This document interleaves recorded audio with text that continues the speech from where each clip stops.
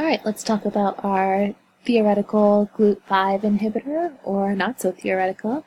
So again, GLUT5, this is a transporter found on the luminal surface of enterocytes and other cells like skeletal muscle, adipocytes, and it solely transports fructose, and it does the majority of fructose absorption in the small intestine.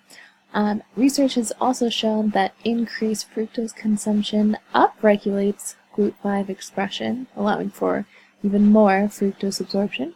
And this may be an underlying mechanism contributing to the dyslipidemia, impaired glucose homeostasis, and insulin resistance associated with fructose consumption. And as the graph shows to the right, and was already stated, fructose consumption has gone way up, maybe decreased a little bit in the past decade, but we're still eating a lot more fructose than we were 50 years ago. Interestingly, GLUT5 is also overexpressed in cancer cells. For instance, they found GLUT5 on breast cancer cells when GLUT5 transporters are not normally found on breast cells. It's also been associated with some pancreatic cancers.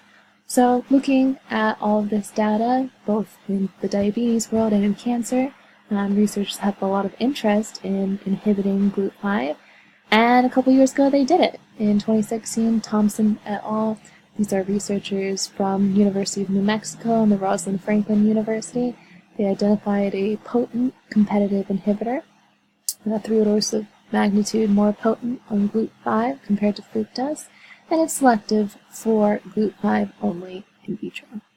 So we'll see what happens with that.